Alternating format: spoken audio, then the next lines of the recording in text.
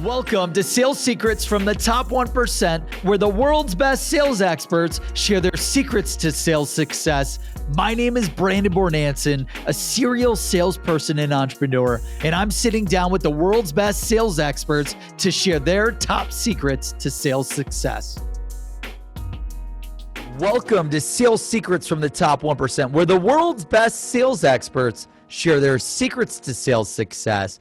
And I am humbled, honored, grateful, and thrilled to have our next guest on the show, Ceres Scudder. Sarah comes from leading growth at the Sourcing Group for over a decade. And then after that, she was president at Procure It, and now is president at the Real Sourcing Network. She was referred to me by a good friend, Kurt Schaefer, who I've got a lot of respect for. And he's like, if there's one person you have to connect with that hustles like you, Brandon, Ceres Scudder is the person. And, Sarah is a podcast host, 40 Under 40 Trailblazer. She's running the Real Sourcing Network. I'm excited to dive into who Sarah is and your background. Sarah, thank you so much for joining us today. Thanks for having me, Brandon. I'm super excited. I always love to be able to provide insight and share stories, because one of the ways that I learn best is learning from other people. So hopefully the listeners can take some tidbits away that will help them be more successful. That's amazing. Yeah, we're all really excited to learn from all of your successes and failures throughout your career. And, Sarah, to kick us off, who are you? Where'd you come from? How'd you get started in sales? I'd love to give the audience just a background of who you are. So I born and raised in California, and I chose to attend Sonoma State University. I was a double major in business and economics with an emphasis in marketing, and I had a minor in American multicultural studies. And I had no thought or interest or even inclination that I would ever wind up in a sales role. It's not something that runs in my family, or that was something that I was raised around. Neither of my parents are really in sales roles in any capacity. And so I was planning to actually go into the fashion industry. I have a very, very strong passion for fashion. I used to do runway modeling when I was in high school, and I was very interested in producing fashion shows and then potentially having my own company someday. So that was my initial thought and interest. When I was a senior at Sonoma State, I had finished my presidency of my sorority. I was president of Alpha Gamma Delta, and we put on a very, very large fundraising event every year called Lip Jam. And Lip Jam is a very, very large fundraiser for diabetes research. And all of the local clubs and organizations, different fraternities get together. It's kind of like a Broadway production, really a fun event. End goal, of course, is to do good for the community and raise lots of money for diabetes. So I had volunteered to co-chair that event since my presidency role had ended. And in doing so, I had hired a local company, which was called Golden Pacific Systems. And they were a company that did sourcing and procurement of printed materials. So whether it was a banner, a poster, apparel, promotional items, anything that was really logoed or branded, they did all the sourcing and buying and took care of it. So I hired them to manage all of the print procurement and sourcing for our event, since there was a lot of different components and pieces and things that we needed to have produced. After our event, which was a big success. And this was when you were in college, right? Still? Correct. Yeah. Wow. This was all when I was in college. So you hire this company to do all the event stuff. You find the best sourcing company.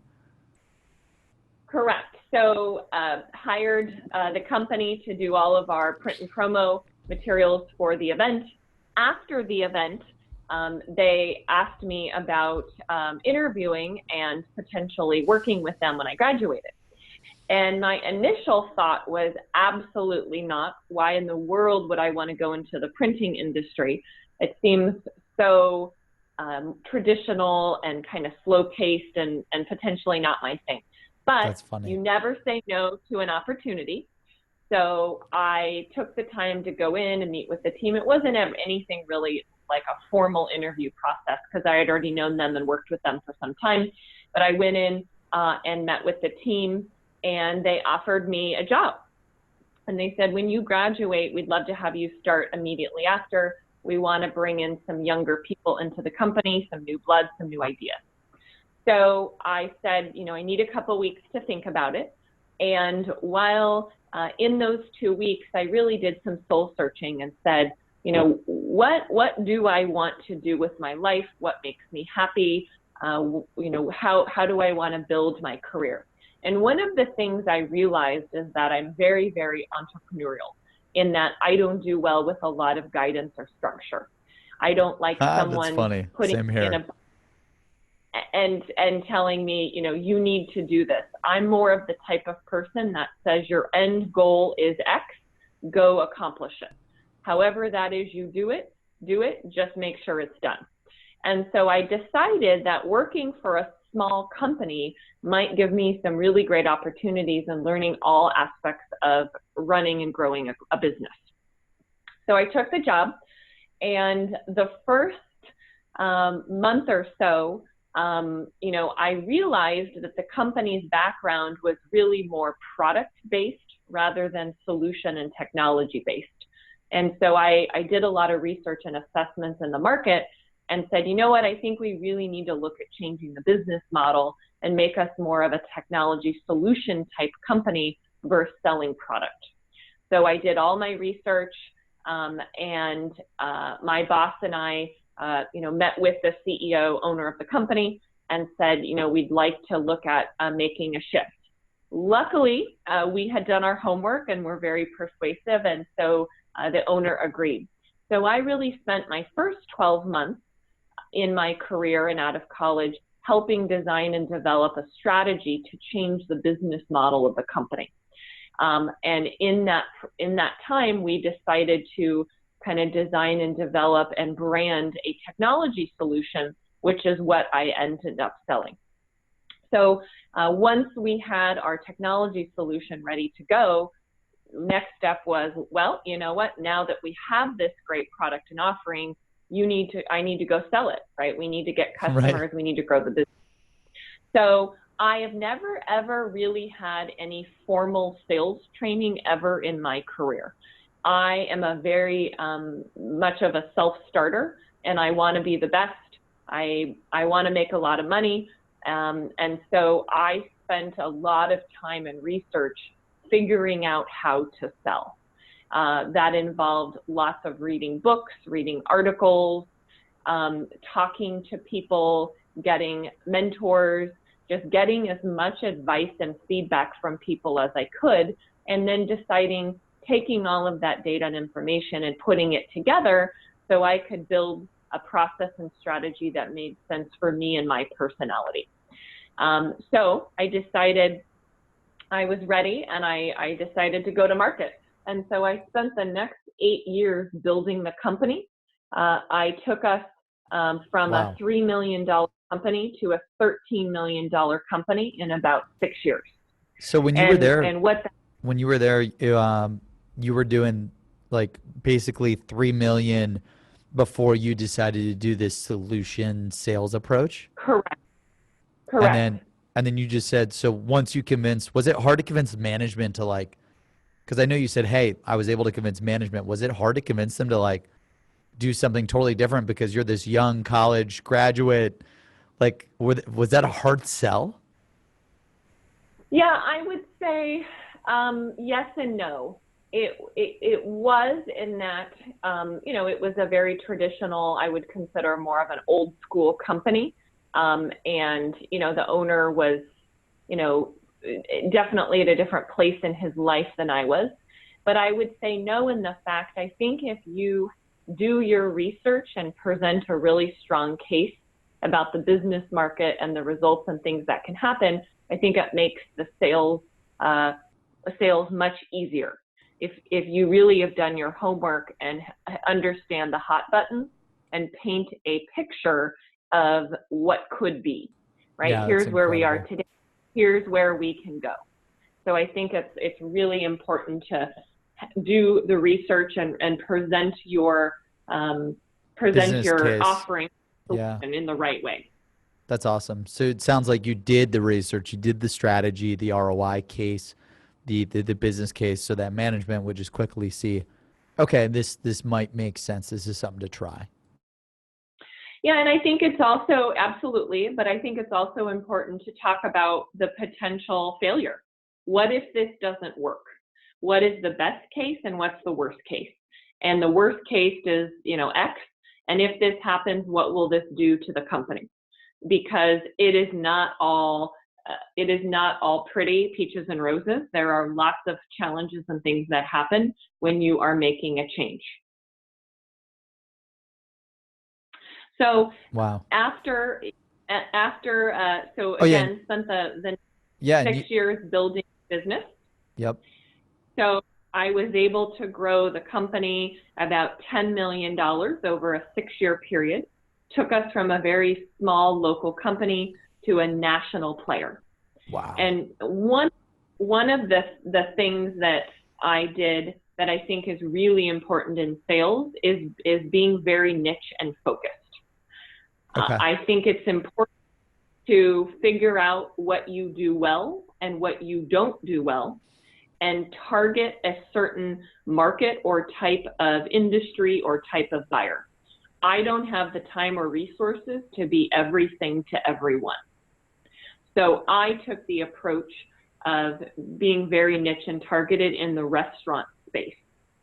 So I decided, based on my research, that restaurants spend a lot of money on printed material. That includes all their apparel and uniforms, their promotional items, their menus, their coupons, their flyers.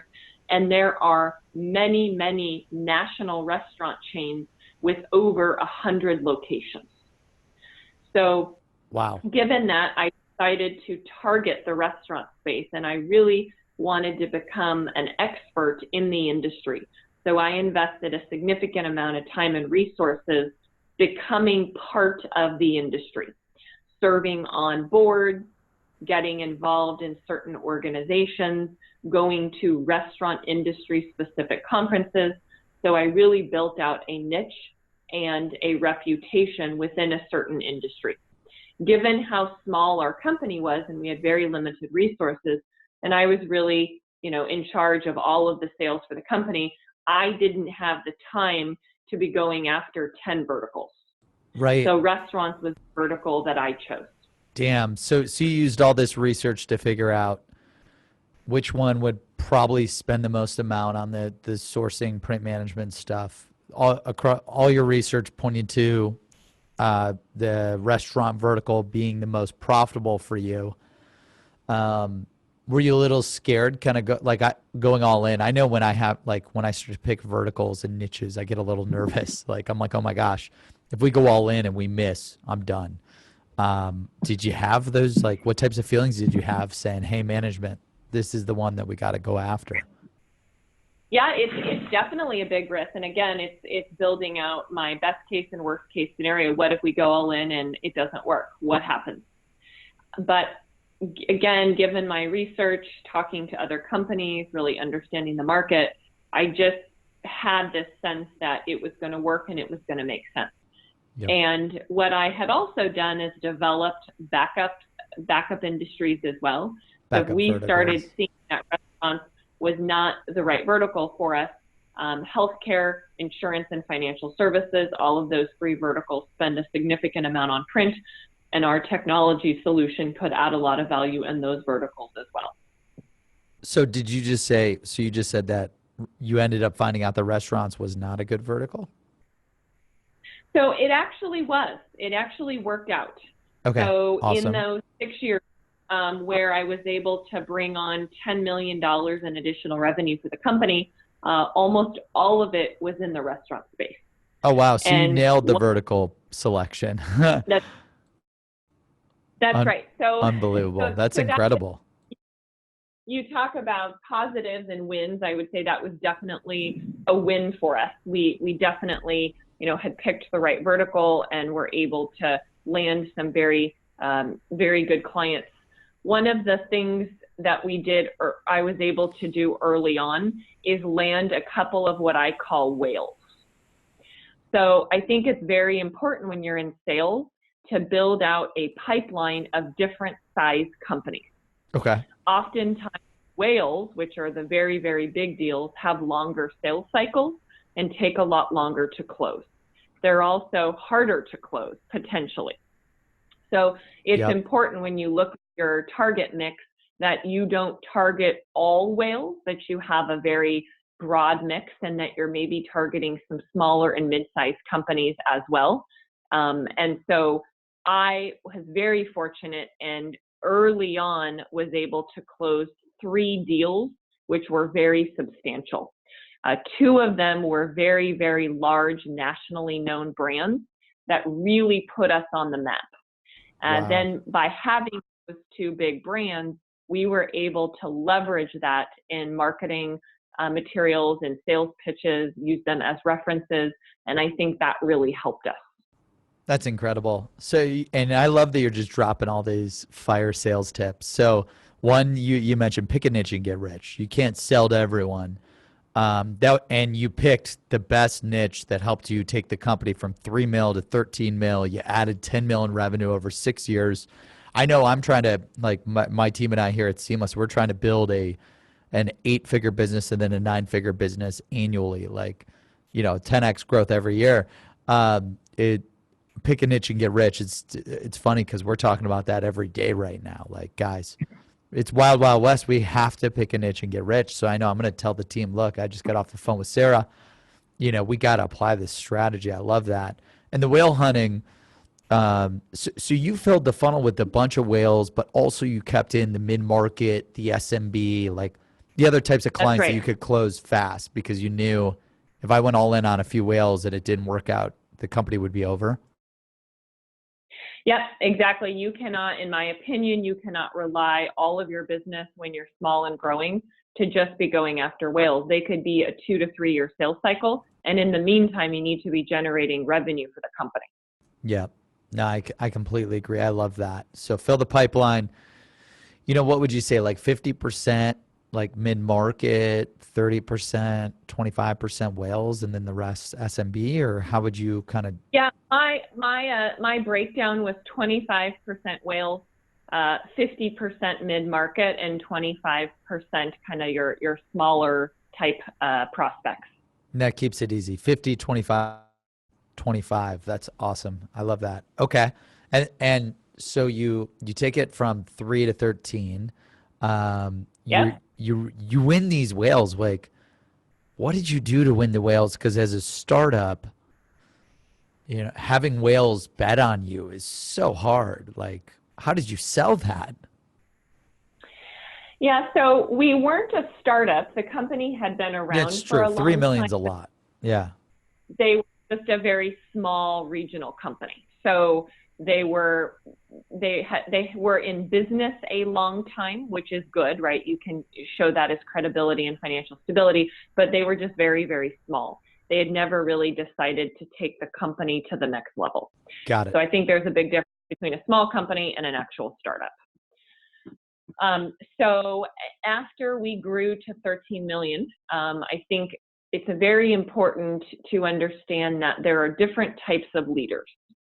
And a leader that runs a $3 million company is not always the best type of leader and suited to run a $13 million company. And I've seen that throughout my career, both at companies that I've worked at, companies now that I own with my business partners, and just friends and colleagues at other firms. And so our CEO decided to sell the company. We had really outgrown our resources. And if I was going to continue to take the company to the next level, we needed more financial backing and financial resources. He was in his early 60s, and it was just the right time in his life. So he put the company on the market, so to speak. And in our industry, we were considered a mid-sized company. Now, in the world of businesses, we would be considered very, very small. But in the print world, there's a couple very, very large players, and the rest of the companies are more kind of small mom and pop. So we were mid-sized. We were definitely, on people's radar. Our CEO decided to sell the company to an organization called the Sourcing Group. And the Sourcing Group was a company founded by three guys who had left a very, very large print management firm to start their own business. They had 3 offices on the East Coast and were looking to expand on the West Coast. So we were kind of a logical next step in getting a West Coast presence. So they acquired us. I became the Chief Growth Officer for the Sourcing Group. I was really in charge of the growth and strategy for the company. I was there for about 3.5 years, still very focused on the restaurant industry vertical, also adding other verticals into the mix as well. And then I left the company. How was it being in sales, by the way? How was it being in sales and going through an acquisition? Because I've never had to do that with IBM and selling for Google. Were you scared? Like, what were you thinking there? Just, hey, this is a big opportunity. Would love to just hear your thoughts and your mindset. Yeah, so it's a big, big change. It's a lot of stress in that there's a lot of back and forth and paperwork and things with banks that have to be done that just take a long time. So things, salespeople have to, while we're not patient people, typically we have to just deal with it because deals take a long time. This is amplified times 10 when you're dealing with an acquisition. Was I scared? If it didn't work out, I, would have been fine, and I would have, figured out what I was going to do next. So from that perspective, I wasn't scared. I always am up for a challenge and open to new opportunities. But I was hoping that it would work. I had built up a very, very nice client base and business. Yeah. It was also, I was really key and central to the deal because I wrote almost all the business for the company. So I was very instrumental in as part of the deal because they probably required you to be there, right? I would. Right. That's right. Because if I had not been a part of the deal, they would have risked losing a $10 million piece of business, right? Which wouldn't have been a smart financial decision. So once the deal happened, I would say, it is very, very challenging merging cultures. It's also very challenging when you work for people that are not necessarily leadership-oriented people. They're more of the salespeople type themselves. So there were definitely some big challenges after the acquisition, figuring out how to make everything work, especially when you have multiple offices across the country, so everyone is not centralized and together. Yeah, that makes sense. And what would you say your biggest failure or learning opportunity was at the Sourcing Group? Because we went through a few of the successes, right? Pick a niche and get rich, which you nailed with the restaurants. Then you said, hey, was able to nail a few whales while also building mid-market, which is awesome. What was your biggest failure / learning experience before the acquisition working? So before the acquisition at Golden Pacific, I would say my biggest learning, if I were looking back and could do something different, would be to find a connector. And it's something that I spend a lot of time and resources doing now. Someone who is an expert, let's say, in the restaurant space and is willing to be an advocate for me and make personal introductions. They're kind of like a referral maker, and they get me in the door at companies. Okay. It's something that I do now at the Real Sourcing Network, and it's been instrumental in us getting in the door and closing deals and getting meetings. It's something that I didn't think about and I didn't do really when I was at Golden Pacific. And you say like the connector, so this is someone that you'd ask for help to like get referrals, or what do you mean exactly? Yeah, so what I do now, I have several what I would consider connectors or referral sources. And these are people that trust me, that believe in me, that are invested in the success of my company. And they are experts in procurement. My company now sells into procurement executives. These are past chief procurement officers. These are people that run consulting firms. And I send them lists and I'll say, here's 100 people we want to know. Who do you know? They'll say, Oh, wow. I know 10. They make personal connections and introductions for me. That's so smart. So instead of us having to try to send emails or call them, it's that introduction. You almost always get the meeting, and then you're in the door and much further down the road than not. So I have several people that I have established in this role, and I am constantly texting, emailing them, and they're making introductions for me throughout the year. That's another sales secret. Wow. So find connectors, and are these people pretty open when you send them this list of like, hey, these are the 100 prospects we're trying to connect with? They're pretty open to it. How'd you get them to be so open to connecting you? Yeah, I mean, I build really good relationships with people, and I now have my new company, and I'm one of the owners, and we are definitely more of a startup, and we're growing, and they love our product and what we're doing, and they want to help us and see us be successful.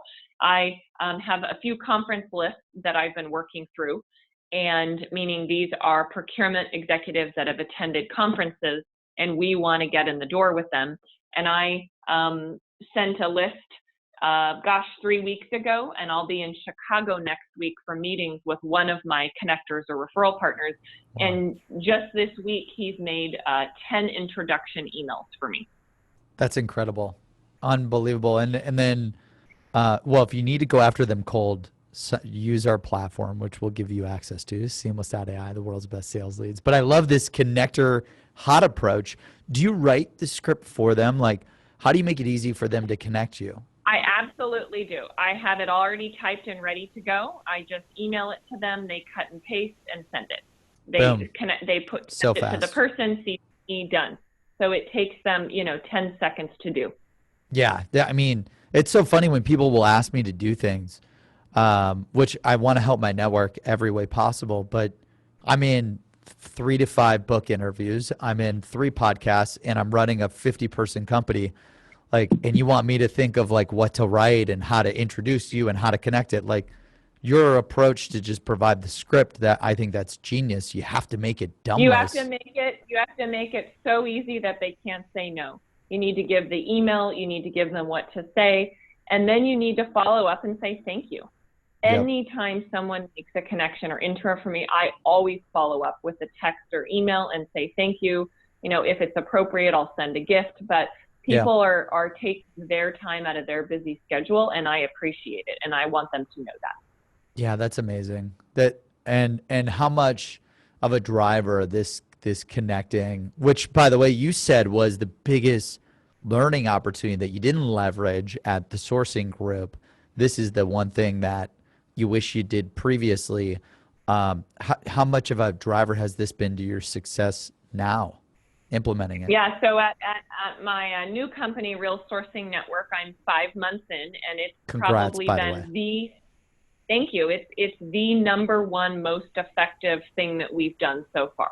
Wow. Is building out this group of people. So instead of me going out and finding prospects, I spend a lot of time finding connectors instead. People who have big Rolodexes in the procurement space that are willing to help with introductions. It also makes them look good. We have a really unique, innovative product that other people don't have, right? So you also have to have a great product and a great offering.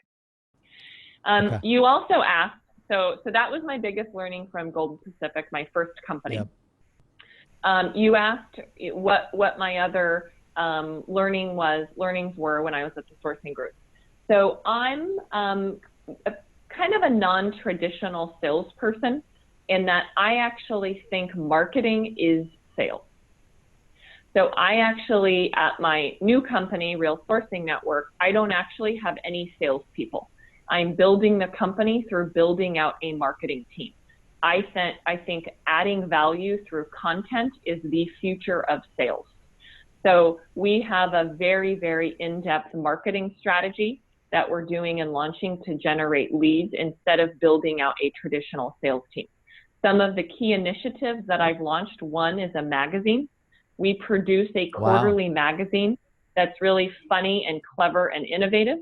It physically prints and mails out to 1,500 heads of procurement and chief procurement officers. We also then have an electronic newsletter, which goes out the following month to about 8,000 procurement executives. Our magazines have 4 articles.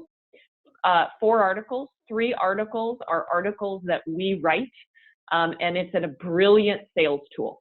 So I have contract writers that I use, and I tell them who to interview. I reach out to that CPO or head of procurement, and I say, you know, I love what you're doing in this space.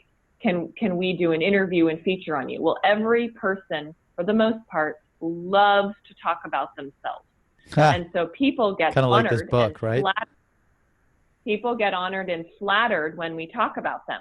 So we interview 3 people each time. Well, the 3 people that we interview are people that we want as clients. So we're selling without selling. We're getting in the door and adding value in a very non-traditional way.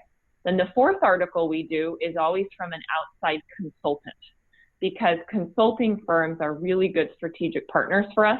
There are many supply chain procurement consulting firms that can recommend and implement our software for their clients. So we always ask a consultant to write an article and be featured. Then our team promotes it. So last night, if you go on my LinkedIn, I just promoted one of the articles from our magazine that's actually came out this week.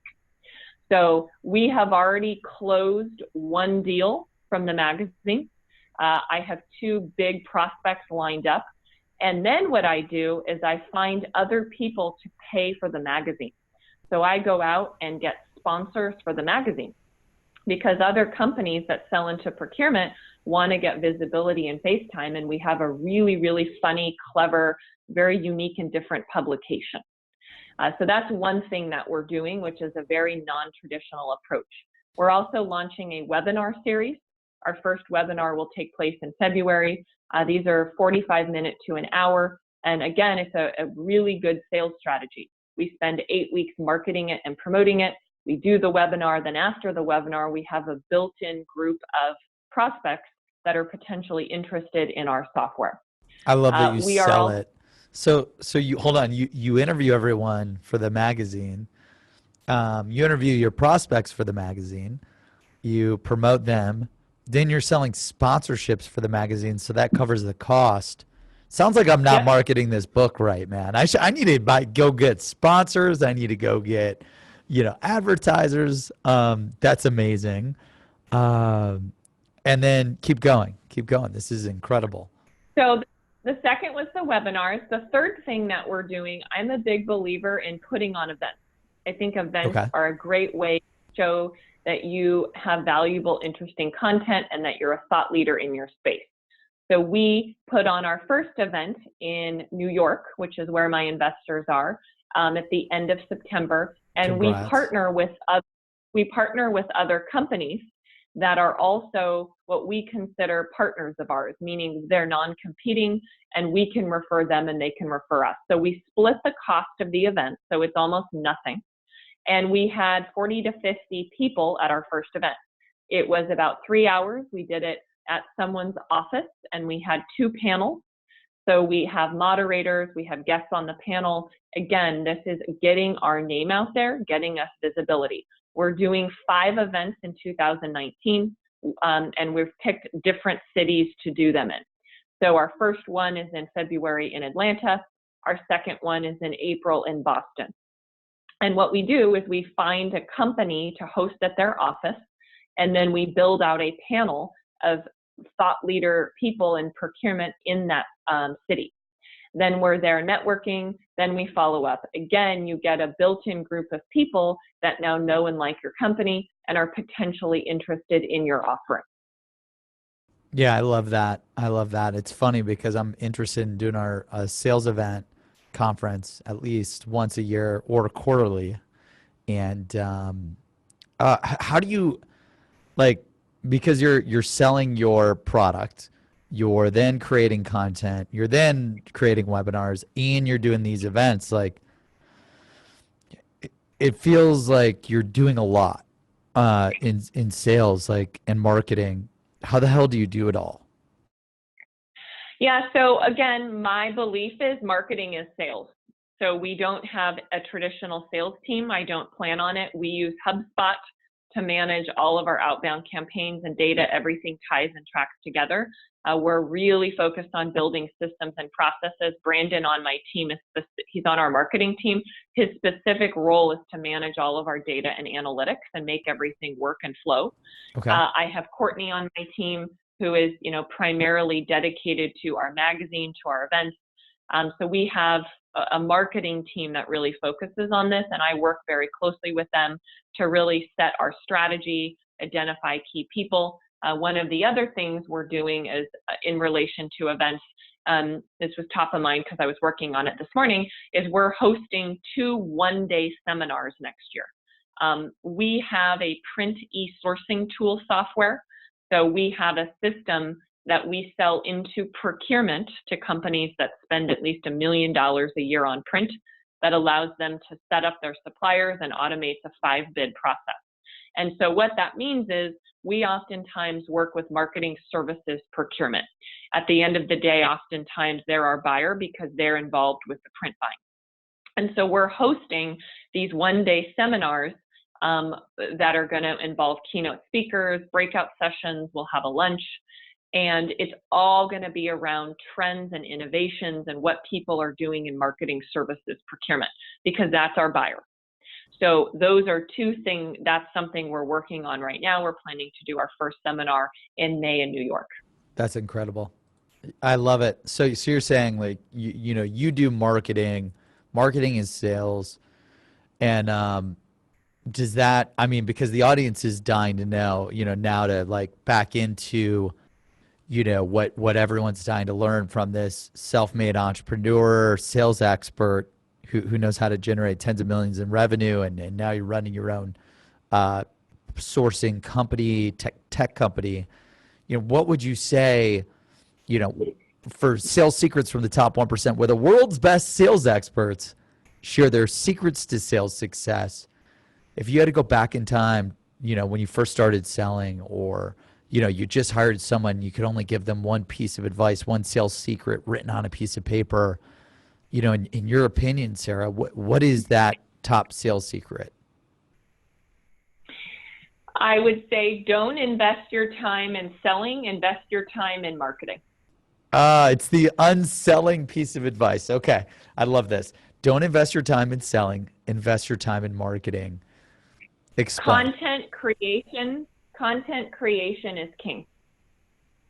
Okay. Content creation is king. And walk us through the how to do it, the why. First let's cover why. Why do you feel that invest your time in marketing, not in selling, and content creation is king? Why do you say that? What have the results been doing that now versus selling? So I think that the world has changed dramatically in the last 3 years, and people don't want to and don't need to be sold to. It is a group decision, whereas it used to be you're selling to one person. Now you're selling to 5, 10, 15 people within an organization. I think people do their own research, and they only contact you when they are already significantly done through their research process. They're going online, they're talking to their peers, they're reading white papers, they're getting their own data and information. So when you do get contacted now at a company, sometimes the sale is already done. They're contacting you, they're ready to go because you've provided them with so much value and so much information. They've already done their research. And so how you do that is you develop a marketing strategy with several different components. One of them is content creation. Whether you do it yourself or you bring on an agency, we just partnered with an agency. We just are finishing our first 90 days, and I had them generate a substantial amount of content for us because we don't have the resources to do it in-house. They created a white paper They created a solution brief series. They write articles for us. And those are all things that we post and market. And then people download those and they're getting tremendous value from the information we're providing. These are not sales pitches for RSN. These are important information for the categories and topics that they buy and that they care about. And oh, by the way, when they download it, we get all their contact information. Then we add them to our monthly newsletter. We add them to our magazine. Then they're getting more interesting, relevant information from us. I think developing a newsletter is very important. We launched recently a monthly newsletter that we email out to our database of about 8,000 contacts. Again, not selling our company, it's providing valuable, interesting information in procurement. We also then take that and partner with other companies. So they'll run ads or stories about us or things that we provide, and vice versa, we do it for them. Another thing that I think is really important in this whole content creation is going to conferences. I attend a substantial amount of procurement conferences. It's been one of the most effective ways for us to generate leads. And I'm not talking about having a booth. I don't do a booth. I don't like booths. I think most of the time they're not worth the investment, but I go and attend and spend as much of the conference as I can introducing myself and connecting with people, and getting those FaceTime connections and meeting people then allows you to get follow-up, builds people in your pipeline, and gives you a database to target and send all of your content to. Wow, I love that. That's incredible. The sales tip, don't sell, market. And all this content, and if you're saying if you can't do it, you have to hire people to help you do it. Were you? That's exactly right. That Okay. RSN, again, my new company, I mean, we're a small team, and I don't have content writers on staff, as a lot of companies don't. But there are agencies, there are freelance, there's a lot of people out there that you can leverage to do those things for you. And if you're, just because this audience are people new to sales, people that are in sales performing average that want to become great, people that are good that want to join the top 1%, or people that are in the top 1% that want to become multi-million-dollar earners in sales. What is your best piece of advice for getting started with writing content if they don't want to hire someone, or they don't have the funds to hire someone? I would say do write every day. Block out 30 minutes of your day, whether it's in the morning, whether it's night, whether it's during the day, whatever works best for you, and write. Learn how to write. I love that. I am not a naturally gifted writer. My dad is a writer, so I've been very blessed to grow up in a creative environment, and he does a lot of my editing for me. But I now write for several publications. I am a new writer for the Sourcing Industry Group. I write for a publication called Print and Promo, and I write for another publication called Print Solutions Magazine. So every month I write articles and submit them. We then use those articles as pieces on our website, on our LinkedIn, on all of our social, as being industry experts. And that all started by me every day spending a few minutes just taking notes and writing things down that I've learned. Yeah, I love that. It's funny, Scott Chanel, one of the authors of a great sales book that I've read, he's written a few. He told me 4.5 years ago, when I told him I wanted to write a book, he told me to write every day. And every day it's going to suck at the beginning, and then you just get better and better and better. I love your recommendation. It sounds like you agree. Like, you just got to start writing every day. And some of the things you had mentioned, you said something about documenting, like what you learn, writing about, the thoughts and ideas and testimonials that you've got and your beliefs, right? Anything else that people should be writing about? I'm a big believer. I know for me personally, I learn best through stories. So when I write, I always try to use personal stories. So when I do my writing every day, I take notes of the things that happen. Here are some things that I experienced. This went well, this didn't go well, what did I learn? And those you can then turn into articles or pieces. And, I didn't start writing for these publications overnight. I started writing and posting articles on LinkedIn.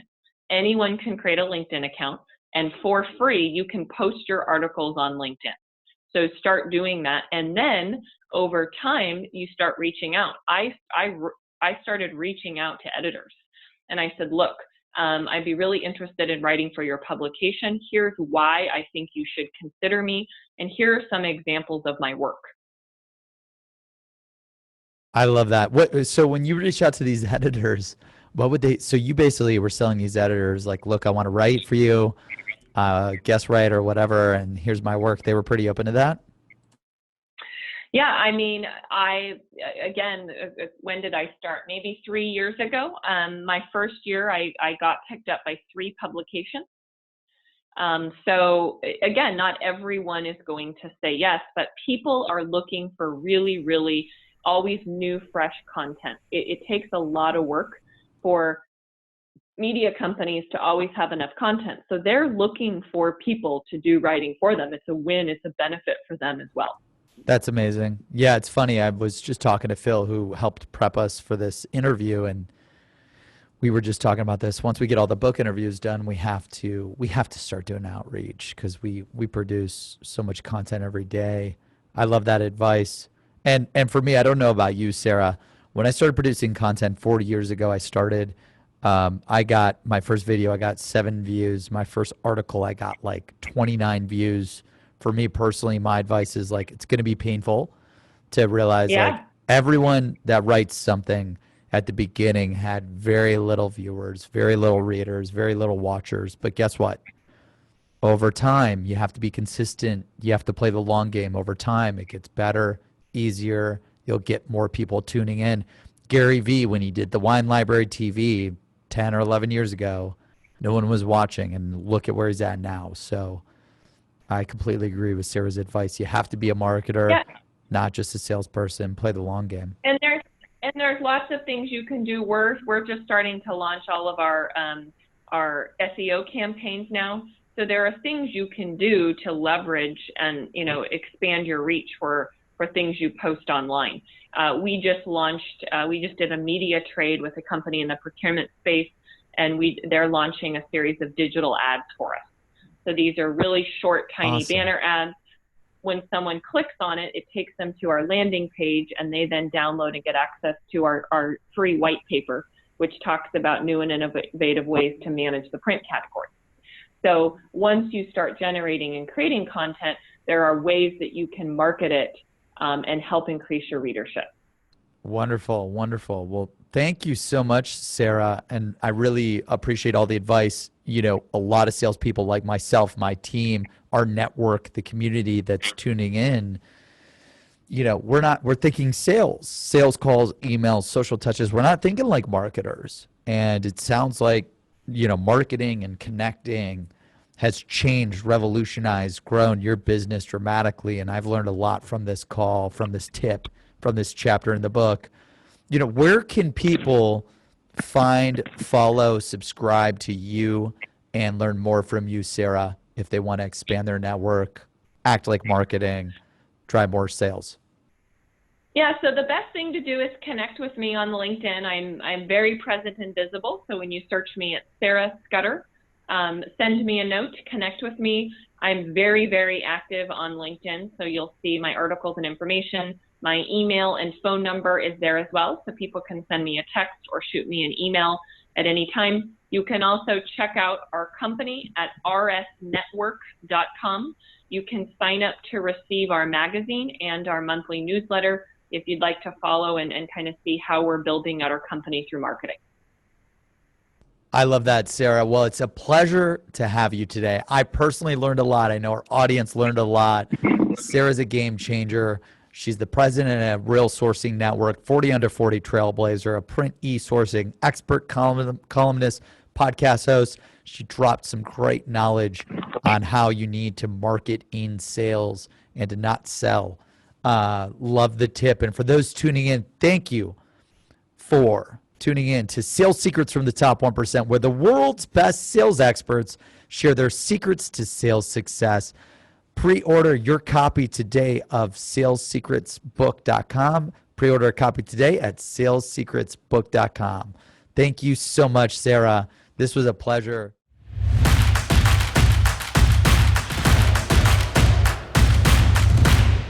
Thank you for tuning into this episode of Sales Secrets from the Top 1%. We release new episodes every Monday and Thursday, so make sure you subscribe on Apple Podcasts, Spotify, and YouTube to never miss an episode.